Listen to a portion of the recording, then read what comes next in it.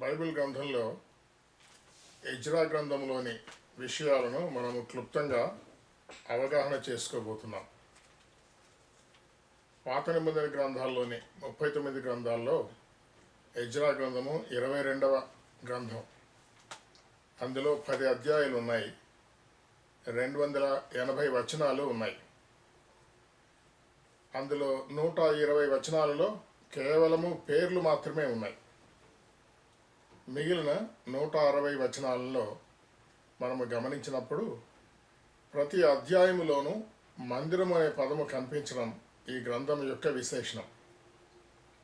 160 వచనాలలో 66 పర్యాయాలు మందిరము లేదా దానికి అనుబంధమైన పదాలు కనిపిస్తున్నాయి. మందిరము, దేవాలయము అనే మాటలు 66 పర్యాయాలు కనిపించే గ్రంథంలో ఈ గ్రంథం యొక్క సారాంశము, ముఖ్య ఉద్దేశము దేవుని మందిరమే అని మనం గుర్తించాలి. దేవుని మందిరము దేవుడు తన ప్రజల మధ్య నివసించాలని ఆశించిన సందర్భాన్ని మన జ్ఞాపకం చేస్తుంది.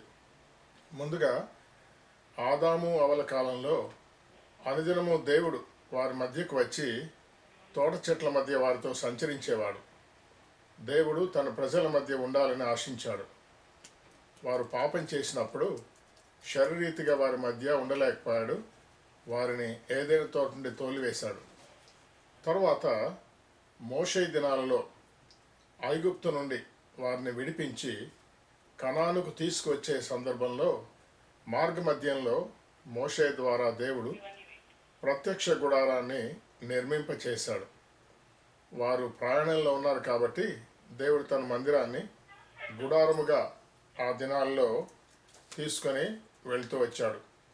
గుడారములో తాను ఉంటూ ఉండగా ప్రయాణంలో వారు దిగిన చోట గుడారము వేయడం, తిరుగా ప్రయాణము ప్రారంభమైనప్పుడు గుడారాన్ని ఎత్తుకొని వారు ప్రయాణం చేయడం అనేది జరిగింది.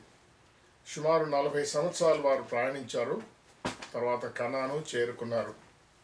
కనాను చేరిన తర్వాత కూడా బహుకాలము దేవుడు గుడారంలోనే నివాసం చేస్తూ వచ్చాడు. సొలొమోను రాజు కాలంలో దేవుడు తన మందిరాన్ని నిర్మింపచేశాడు.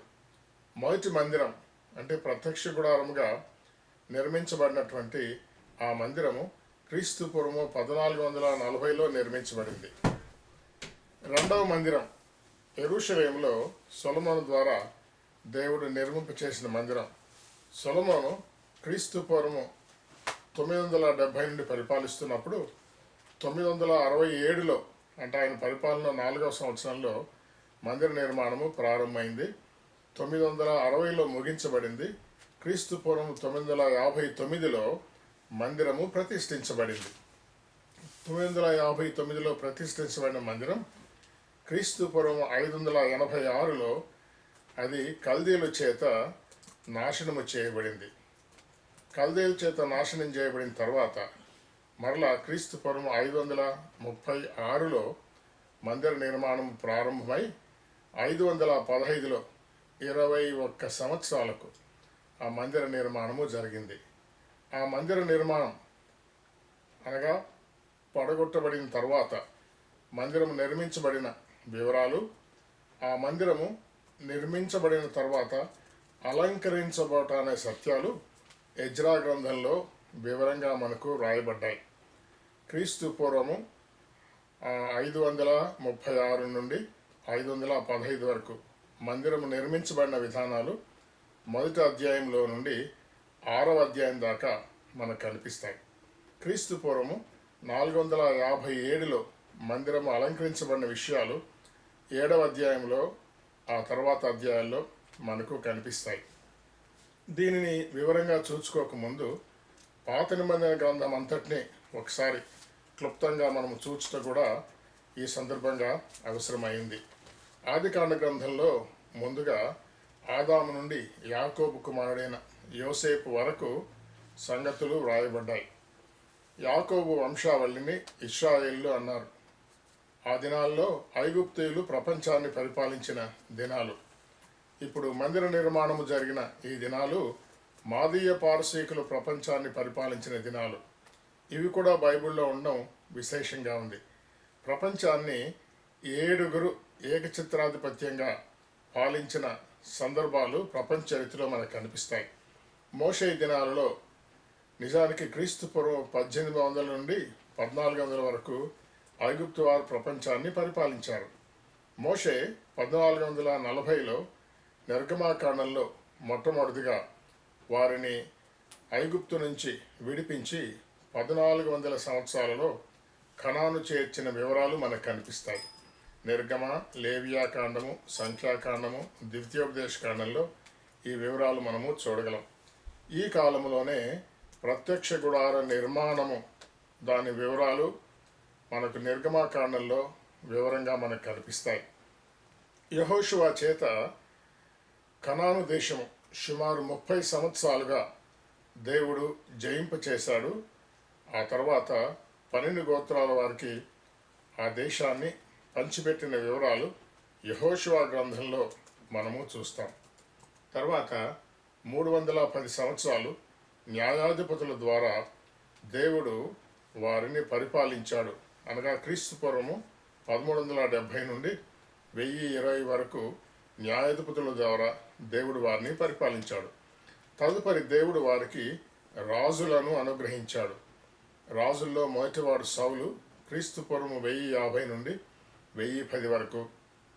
రెండవవాడు దావీదు, క్రీస్తు పూర్వము 1010 నుండి 970 వరకు. మూడవవాడు సొలొమోను, క్రీస్తు పూర్వం 970 నుండి 930 వరకు పరిపాలించుట మనము చూడగలము. సొలొమోను పరిపాలించిన దినాలలో 4వ సంవత్సరములో మందిర నిర్మాణము ప్రారంభమైనదని దినవృత్తాంతాల గ్రంథం 2వ గ్రంథంలో మనము చూడగలము. ఆయన ప్రారంభించి 7 సంవత్సరాల్లో మందిరాన్ని నిర్మించాడు. అనగా 960లో నిర్మాణం పూర్తయింది. 959లో మందిరము ప్రతిష్ఠించబడింది.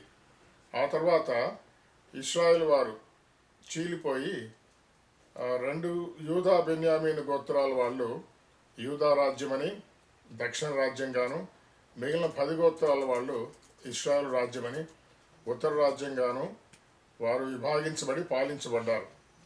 ఇశ్రాయేలు రాజులు అందరూ విగ్రహారాధకులు కాబట్టి దేవుడు వారిని చెరకు పంపించడం, అష్షూరు చెరకు పంపించిన వివరాలు బైబిల్లో మనం చూస్తాం.